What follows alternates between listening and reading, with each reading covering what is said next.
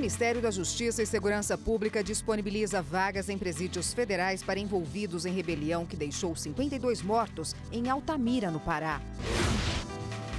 MPF monta gabinete de gerenciamento de crise para esclarecer as circunstâncias de morte de líder indígena no Amapá. Além do Ministério Público e da Polícia Federal, integram o grupo a Secretaria de Justiça e da Segurança Pública do Amapá, o Exército e a FUNAI. Em 4 anos de regulamentação, a Anvisa recebe mais de 10 mil pedidos de importação de remédios à base de maconha. Programa da Justiça de Alagoas leva conhecimento às escolas. Dessa vez, a conversa teve como foco a prevenção ao suicídio. De acordo com o estudo, a taxa entre jovens com idades entre 10 e 19 anos aumentou 24% nas seguintes cidades brasileiras: Porto Alegre, Recife, Salvador, Belo Horizonte, São Paulo e Rio de Janeiro. E os nomes iguais? Quais problemas eles podem gerar e quais cuidados tomar para não ser confundido com outra pessoa? Ao tirar uma certidão na vara civil, veio constando diversos processos em meu nome. Eu sou de Campo Grande e os processos eram da cidade de Coxim.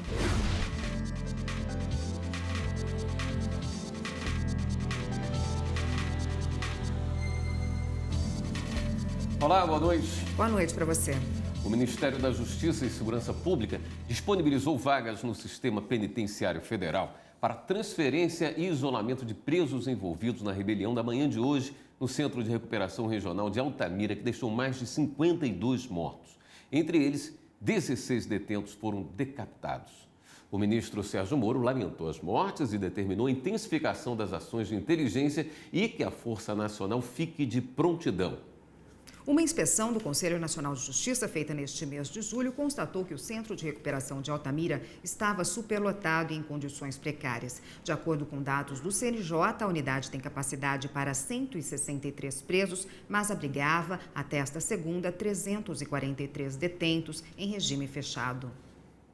Depois da morte de um líder indígena no Amapá, na última semana, o Ministério Público Federal e mais 5 órgãos instalaram um gabinete de gerenciamento de crise para esclarecer as circunstâncias do crime. A atuação conjunta vai permitir que as instituições trabalhem de forma integrada para evitar informações desencontradas. Além do Ministério Público e da Polícia Federal, integram o grupo a Secretaria de Justiça e da Segurança Pública do Amapá, o Exército e a FUNAI. As autoridades policiais informaram que não é descartada nenhuma hipótese para homicídio e ainda não se pode afirmar a autoria do crime. A suposta presença de garimpeiros e de outros grupos na região está sendo investigada. O corpo do líder Wayampi foi encontrado com marcas de facada em um rio da região. Pessoas que não pertencem a nenhuma etnia teriam sido vistas na área por indígenas. Cada órgão se dispôs a colaborar dentro das suas competências.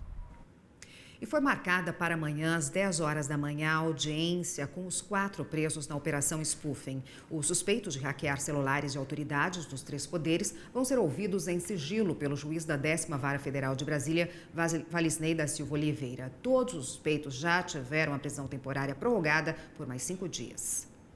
O Tribunal de Justiça da Paraíba promove conciliação entre a Prefeitura de João Pessoa e comerciantes locais.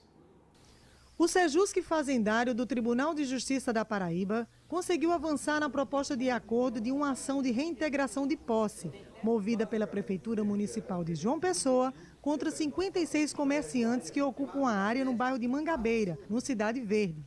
Eles deverão realizar um cadastro na Prefeitura entre os dias 12 e 16 de agosto. Em 30 dias, a SEDURB fará um projeto de adequação que será apresentado aos comerciantes. Se aceito, a ação poderá ser encerrada.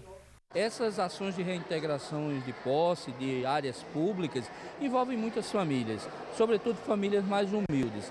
Então nós resolvemos fazer essas audiências no próprio local, evitar despesas até o deslocamento ao centro de conciliação, até o fórum e também sentir a realidade, né? Ver o que está acontecendo em loco, com o local, ouvir as famílias, ouvir as pessoas, colher a posição do Ministério Público, colher a manifestação da própria Fazenda Pública, enfim, tentar fazer com que eles próprios encontrem uma solução. A secretária adjunta da Secretaria de Desenvolvimento Urbano, Valluce Rodrigues, disse que vai escolher a melhor saída para os comerciantes. Após escutar a comunidade, a prefeitura ela tem esse compromisso de escutar e entender a realidade que as pessoas estão inseridas para poder tomar, sim, a melhor medida. O coordenador da Feira Livre do Cidade Verde, Edivaldo Pereira da Silva, falou que a ideia é continuar no mesmo local. Como coordenador, a gente tem uma proposta de continuar naquele local com a feira, né, e todos continuar para que não venha a ser nenhuma comunidade prejudicada com esse trabalho. A crescente demanda e o acúmulo de processos levaram o Judiciário a buscar mecanismos para dar mais agilidade à Justiça e, assim, desafogar as cortes. Em 2008, por exemplo, foram instituídos no Superior Tribunal de Justiça os recursos repetitivos. Entre os milhares de processos em tramitação no Judiciário, o mérito de algum processo pode coincidir. É aí que entram os recursos repetitivos, que são uma instituição jurídica criada para agilizar os julgamentos, aplicada justamente nos casos em que a controvérsia jurídica é idêntica, ou seja, quando há vários recursos especiais fundamentados na mesma questão. Um recurso repetitivo, portanto, é aquele que representa um grupo de recursos especiais com teses idênticas. Cabe ao presidente ou vice-presidente do Tribunal de Origem selecionar um ou mais recursos que melhor representem a questão de direito repetitiva e encaminhá-los aqui para o Superior Tribunal de Justiça. A tramitação dos demais recursos sobre a mesma matéria é suspensa até que haja um acórdão sobre o recurso representativo de controvérsia. Essa mesma decisão será então aplicada aos demais processos suspensos na origem. No site do STJ é possível acompanhar todos os recursos repetitivos. Basta acessar stj.jus.br/repetitivos/temas_repetitivos. Por meio dos menus, informações sobre os recursos repetitivos e a sua organização no âmbito do STJ podem ser acessadas. No menu Acesso ao Sistema, por exemplo, também é possível verificar a tramitação dos processos submetidos a essa técnica de julgamento. E tem mais, o usuário pode ter acesso às teses firmadas pelo Superior Tribunal de Justiça.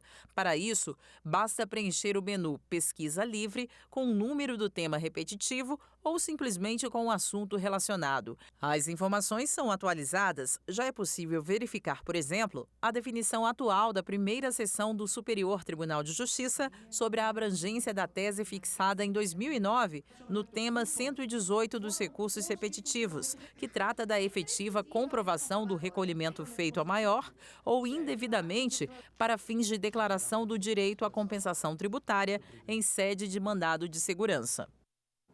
A seguir, vamos falar sobre o uso do canabidiol no tratamento de doenças. Pessoas interessadas na importação de medicamentos à base da cannabis sativa devem procurar a Agência Nacional de Vigilância Sanitária.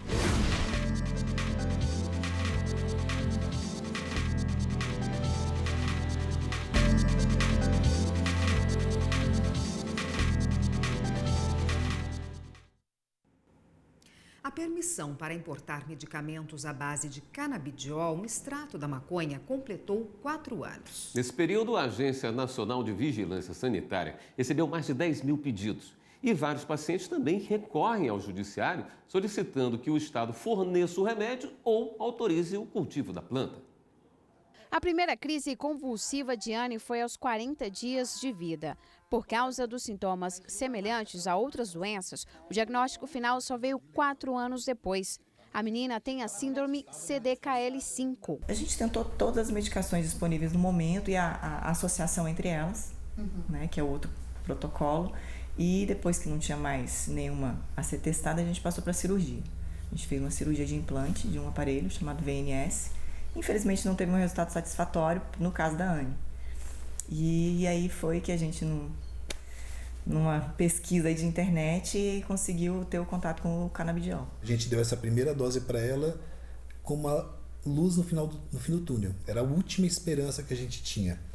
E a gente deu a dose e ficamos ajoelhados, os dois em volta da Anne, ajoelhados, olhando para ela, esperando para ver o que acontecer.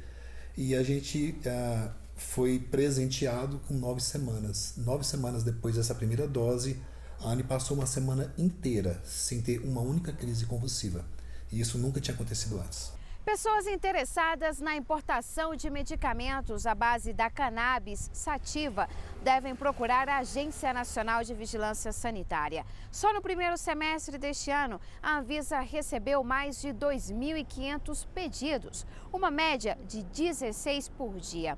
Desde 2015, quando esse tipo de processo passou a ser permitido pela agência, cerca de 10.000 solicitações já foram contabilizadas. Agora, a Anvisa quer avançar nas discussões. 2 consultas públicas estão abertas, uma sobre o cultivo da planta e a outra, o registro desses medicamentos. A proposta da Anvisa, ela se direciona ao atendimento dessas 2 finalidades, que é a finalidade científica e a finalidade medicinal. E com isso, o Brasil pode, por exemplo, ter mais disponibilidade de produtos, de insumos para serem estudados, desenvolvidos, contribuindo assim com mais possibilidades, por exemplo, de pedidos de registro. Esse debate também chegou ao Judiciário. De forma inédita, em 2017, a Justiça Federal da Paraíba autorizou uma associação a cultivar e manipular a maconha para fins exclusivamente medicinais. A justiça é a solução, né? Porque o Estado nega tudo. Então, como não há, ele não nega, ele não está errado ao negar. Por quê? Porque não existe um dispositivo legal que ele possa se basear para autorizar esse ou aquele ato. Não existe legislação, o Estado não pode agir à margem da legislação por conta do princípio da legalidade. Você também pode participar das consultas públicas por meio do site anvisa.gov.br. No mesmo portal, estão abertas as inscrições para a audiência pública marcada para o dia 31 de julho sobre o uso medicinal da maconha. Cerca de 300 alunos da rede pública de ensino de Maceió participaram do projeto Cidadania e Justiça na Escola, o PCJE. A palestra foi sobre valorização da vida e prevenção ao suicídio. O assunto é delicado, mas precisa ser discutido. O suicídio hoje se tornou uma triste realidade com números alarmantes. Segundo uma pesquisa realizada pela Universidade Federal de São Paulo, os índices de suicídio entre adolescentes que vivem nas grandes cidades aumentou 24% entre 2006 e 2015. De acordo com o estudo, a taxa entre jovens com idades entre 10 e 19 anos aumentou 24% nas seguintes cidades brasileiras: Porto Alegre, Recife, Salvador, Belo Horizonte, São Paulo e Rio de Janeiro. Enquanto que no interior do país, o índice cresceu 13%. Os pesquisadores apontam ainda a popularização da internet, as mudanças sociais no país e a falta de políticas públicas de combate ao suicídio como as principais razões para este aumento. Com o objetivo de debater o assunto, a Escola Superior da Magistratura, através do programa Cidadania e Justiça na Escola, realizou esta palestra para 300 alunos de escolas públicas municipais e estaduais. A ideia de realizar este evento partiu da necessidade de alguns professores e diretores de escolas que estavam se deparando com adolescentes que estavam colocando as suas próprias vidas em risco. Muitos pais sem saber o que fazer e a gente às vezes também não sabe muito como resolver o problema. Daí pedir ajuda a quem pode nos ajudar. O PCJE ouviu o pedido de socorro das escolas e logo organizou a palestra. O PCJE tem um dever de trabalhar questões sensíveis, trabalhamos diversos pontos aqui bastante delicados e não poderia deixar de ser tratar do suicídio. Mostrar que há caminho, mostrar que há solução, que todos nós temos problemas, todos nós temos dificuldades, mas é que é possível sim superá-las e para isso a gente precisa dialogar, conversar, entender o problema, entender o que é o suicídio, o que é que leva as pessoas a cometerem, para que nós possamos evitar. Mostrar que sempre a vida é mais importante, que a vida é a saída para qualquer problema. A médica Delza Gitaí foi a convidada para ajudar na reflexão sobre o assunto. Segundo ela, o objetivo desse momento é de conscientizar e chamar a atenção dos adolescentes para que eles possam estar mais atentos aos colegas. Um dos sinais é quando o colega começa a se retrair, começa a não mais se, vamos dizer assim, se enturmar, né? Começa a aparecer, inclusive, com descaso, com a aparência, tristeza, né? Nesse momento também verificar, e aí a gente está atento àqueles jovens que fazem autolesão. Delza Gitaí lembrou ainda que existe uma grande ferramenta de apoio, que é o Centro de Valorização da Vida, o CVV, do qual ela faz parte. Temos postos de atendimento através do telefone 188. Então, quem ligar para esse número vai ser acolhido por alguém e vai conversar sobre fazer o seu desabafo. E a seguir, nomes iguais. Quais problemas esse fato pode gerar? Geralmente, a confusão pode acontecer quando o sobrenome também é o mesmo.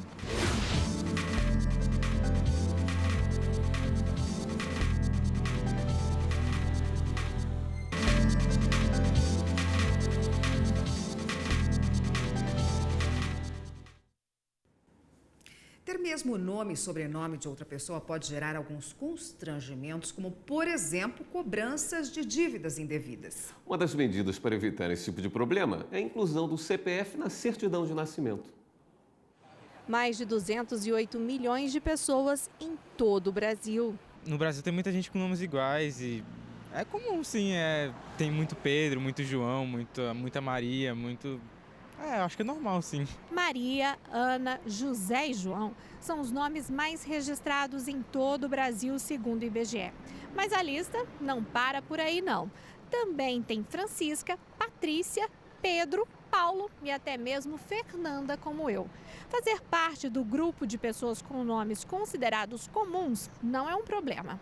Geralmente, a confusão pode acontecer quando o sobrenome também é o mesmo. Ter um homônimo, que é ter um nome idêntico ao de outra pessoa, pode gerar problemas em cadastros como o SPC, Serasa, certidão nada consta na justiça e na polícia, penhora de bens e até ser preso ou intimado no lugar de outra pessoa. Maria Aparecida dos Santos conta que sempre enfrentou problemas por ter um nome considerado muito comum. Meu nome é homônimo, existem diversas Marias Aparecidas dos Santos pelo Brasil e eu já tive vários problemas com isso. E a confusão já começa dentro de casa, porque a minha mãe também chama-se Maria Aparecida e quando toca o telefone sempre surge a dúvida, porque a pessoa diz: eu quero falar com Maria, mas qual Maria? Maria mãe ou Maria filha? E a pessoa tem que especificar para que não haja dúvida. O maior transtorno foi ao tomar posse num cargo público. Ao tirar uma certidão na vara civil, veio constando diversos processos em meu nome. Eu sou de Campo Grande e os processos eram da cidade de Coxim, um local que à época eu nem conhecia, nem sabia onde ficava. E para resolver essa situação, eu tive que tirar cópia dos meus documentos, eu tive que ir até o cartório, registrar a firma e atestar que aqueles processos não eram meus, que eu desconhecia eles. Para evitar situações como essa, em 2009 foi sancionada a lei conhecida como homônimos. A norma estipula que cadastros sejam preenchidos nomes completos e também data, local de nascimento e números de todos os documentos pessoais. Outro avanço ocorreu em 2015 com a Instrução Normativa da Receita Federal para incluir o CPF na certidão de nascimento. No momento que vai se fazer o registro do nascimento de uma criança, 80% dos cartórios, esse é mais ou menos um dado que se tem, que já fazem a emissão do CPF no momento do registro da certidão de nascimento. E isso também tem facilitado, né, os órgãos que têm que coletar esses dados depois, para que se evite a confusão de pessoas que contêm o mesmo nome. A pessoa lesada por ter um homônimo também pode recorrer à justiça em busca de uma indenização. ela vai ter que fazer a prova de que ela não é aquela pessoa que está sendo demandada, que está sendo procurada, ela vai ter que juntar os elementos que comprovem isso e ela pode buscar uma indenização, normalmente moral, em alguns casos até mesmo materiais. O Brasil tem hoje aproximadamente 46 mil pretendentes à adoção. Na outra ponta, são pouco mais de 9 mil meninos e meninas à espera de um lar. Os dados do Cadastro Nacional de Adoção mostram ainda que mais de 90% das pessoas interessadas preferem crianças com até 3 anos de idade. Aí começa o trabalho para incentivar a adoção tardia, com a ajuda de campanhas feitas por organizações civis e empresas privadas e com o apoio das varas da infância e juventude. Essa realidade pode mudar. Esse jovem faz parte dessa estatística complexa. Chegou a viver em situação de rua e passou por diversas instituições de acolhimento. O destino dele começou a mudar em 2016. Era uma partida entre Esporte Clube de Recife e Flamengo. Lá estava ele, entre outras 42 crianças e adolescentes. Foram levados da instituição de acolhimento em que viviam para assistir o jogo e gravar uma mensagem mostrando o desejo deles de ter uma família. O que eu mais queria era ter uma família, mas se fosse esporte ia ser bom demais, né? Sabe aquele final de partida tenso, sem gols e as torcidas ali desesperadas? Bem, a história do Williams tem muito a ver com essa narrativa. Aos 17 anos, depois de gravar um vídeo para a campanha Adote um Pequeno Torcedor, lá em Recife, ele foi visto por uma família daqui de Belo Horizonte. O processo de adoção começou aos 17 anos, mas só findou quando ele já havia completado 18. A gente simplesmente só quer uma família. Não idealizei, quero ter 2 irmãos, quero morar numa casa grande com 3 quartos, um quarto só para mim, não. O que a gente quer é simplesmente ter uma família e receber amor e carinho. A engenheira Viviane e o marido, o psicólogo Cláudio, compartilhavam o desejo da adoção, junto com o filho dela, o Lucas, e já estavam inscritos no Cadastro Nacional. Ao assistirem o vídeo da campanha, imediatamente reconheceram em Williams o filho que faltava à família. Hoje, ela carrega no coração e na pele a marca desse amor. E mais do que nunca, o estímulo e gratidão à adoção tardia. O adolescente, ele consegue ser filho, consegue ser amado, consegue amar, né? E tem muitas primeiras vezes, né? Porque a gente vê que quem quer adotar um bebê fala que quer acompanhar desde que nasceu para acompanhar as primeiras vezes, mas um adolescente também tem muitas primeiras vezes, né? Quando ele chega, muita coisa nova. Né? E que abra o coração para o amor. A gente até fala, a criança desejada é a criança real. Há uma idealização de uma criança e que não é aquela criança real que está no abrigo. Por isso que demora muito a essas crianças serem acolhidas numa família. Robson participou de uma campanha realizada em Belo Horizonte, semelhante àquela em que o Williams participou em Recife. Mas, até hoje, os jovens aguardam uma chance.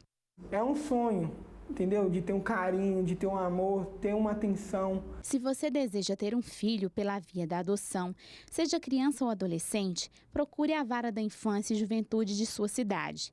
Pela ferramenta da busca ativa, é possível ligar pessoas que sonham com um filho e filhos que sonham ter uma família, ainda que estejam em cidades, estados e até países diferentes.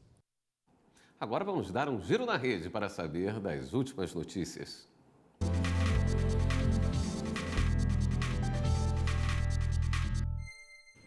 Vamos então até a redação do Jornal da Justiça falar hoje com a repórter Viviane Novaes, que tem as novidades para a gente. Boa noite, Viviane. Boa noite, Érica, e boa noite a todos. Olha, a Confederação Nacional dos Trabalhadores em Educação entrou com uma ação no Supremo Tribunal Federal contra uma lei complementar de Mato Grosso do Sul sobre a contratação de professores temporários na rede pública. Um dos pontos questionados é a não aplicação da tabela inicial de salário dos professores efetivos para os temporários. Hoje, a rede estadual de ensino tem 11 mil professores temporários e 8 mil efetivos. Cubanos do programa Mais Médicos terão direito à residência no Brasil. A portaria que estabelece os procedimentos de autorização foi publicada nesta segunda-feira no Diário Oficial da União. Os interessados devem fazer o pedido em uma unidade da Polícia Federal. O programa Mais Médicos foi criado em 2013 para aumentar o número de profissionais da rede pública de saúde em regiões pobres do país. Bem, e uma notícia do Ministério Público Federal. A Procuradoria Regional dos Direitos do Cidadão na Bahia fez uma recomendação às escolas públicas do estado que têm gestão compartilhada com a Polícia Militar. Não podem restringir a liberdade de expressão e violar a vida privada dos alunos, como impor padrões estéticos, controlar publicações levadas pelos estudantes para a escola ou feitas em redes sociais. Segundo o MPF, as restrições são inconstitucionais e não têm o poder de melhorar o ensino. Bem, e acaba de chegar agora uma notícia aqui na redação do Conselho Nacional de Justiça. O Departamento de Monitoramento e Fiscalização do Sistema Carcerário e de Medidas Socioeducativas do CNJ enviou um ofício para o Tribunal de Justiça do Pará para obter aí informações sobre a situação prisional no estado. A solicitação é para responder aos episódios de conflito nesta segunda-feira na unidade prisional de Altamira, no sudoeste do Pará, que resultou na morte de pelo menos 52 pessoas, como a gente disse aí no início do jornal. Bem, o CNJ pede os seguintes dados: identificação nominal dos presos mortos, informações sobre o cálculo da pena e situação processual dos detentos até o momento das mortes, o último relatório de inspeção judicial realizada na unidade prisional, a quantidade de pessoas custodiadas e a quantidade de vagas no presídio. Pede também a quantidade de servidores no dia de hoje, o dia da rebelião. Bem, e o giro fica por aqui.